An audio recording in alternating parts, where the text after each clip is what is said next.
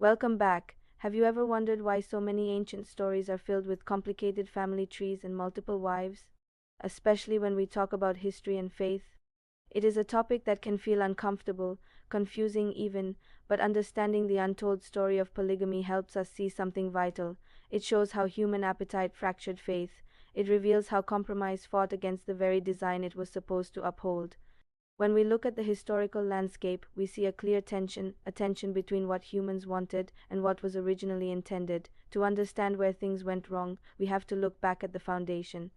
The blueprint for human relationships was never meant to be a complex web of multiple partners. In the very beginning, the vision was simple: two people walking together in a garden. This was not a matter of ancient tradition. It was about a profound singular idea: the two become one flesh. This unity was meant to be the foundation of society. It provided absolute security, a clear identity, a mirror of a higher singular devotion. But as humanity wandered away from that setting, people began to experiment. They altered the structure of the family to suit their own needs, and that is exactly where the fractures began to show. The first time we see someone depart from this one-to-one design, it is not presented as a breakthrough.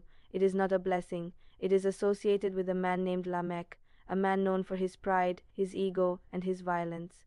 This is a massive historical detail most people overlook. Polygamy did not enter the human story as a divine revelation. It entered as a result of human ego. It was driven by a desire to possess more. From that point on, it became a cultural norm. It was driven by a need for large labor forces or political alliances, but the spiritual and emotional consequences were immediate, and they were devastating. We often hear about the great heroes of faith, men like Abraham, Jacob, or David, but we sometimes gloss over the absolute chaos that existed inside their homes. Abraham's decision to take a second wife led to a household filled with jealousy, bitterness, resentment. Two women were pitted against each other in a brutal struggle for status.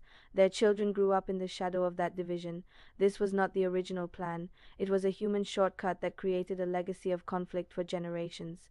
Then look at the life of Jacob. He was famously tricked into a polygamous marriage. The result? A lifetime of competition between sisters. Imagine the emotional toll of living in a home where love is measured, compared, rationed every single day. The children felt this brokenness deeply. Favoritism poisoned the sons. Jealousy burned among brothers. It led directly to a plot of betrayal and slavery, all of it traced back to the fractured nature of their father's household. When the design of unity is broken, everyone pays a heavy price. It turns a place of peace into a battlefield for affection. Even the kings who were supposed to be the highest examples of faith fell into this trap. King David's household was a place of constant turmoil, and his son Solomon took the practice to the ultimate extreme. Solomon had hundreds of wives. The historical records are very clear about the result. His heart was eventually turned away. His focus shifted. He traded a singular devotion to his faith for the constant distractions of his many relationships. It shows us that even the wisest person is not immune. This lifestyle erodes a person's spiritual foundation. It destroys clarity of mind. When the religious leaders pushed Jesus on historical marriage allowances in Matthew 19, he bypassed centuries of cultural compromise. He took them straight back to Genesis. He stated restlessly, "From the beginning it was not so." It was a powerful call to return to the source. The message was not about introducing a brand new set of rules. It was about pointing everyone back to the design. The original intent was for two people to be joined so closely that they were no longer two, but one flesh.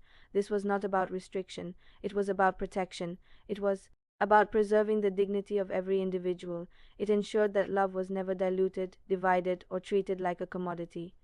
The concept of the family was meant to reflect a deeper truth about commitment and loyalty. When you add more people into that specific equation, the math of intimacy simply stops working. You cannot have total vulnerability and total unity when the heart is divided among many. The story of polygamy is really a story of human wandering.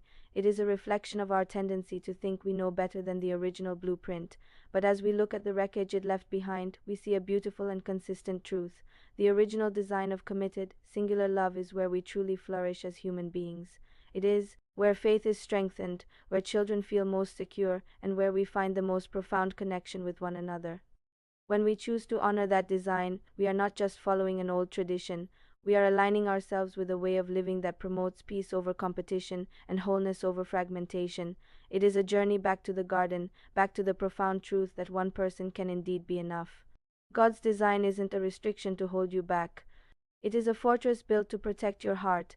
If this challenged how you view the original blueprint, let's start an honest, respectful conversation in the comments below. How can we better champion wholeness over fragmentation in our modern relationships? Let's build a space focused on truth, not trends. Consider subscribing to walk this journey with us.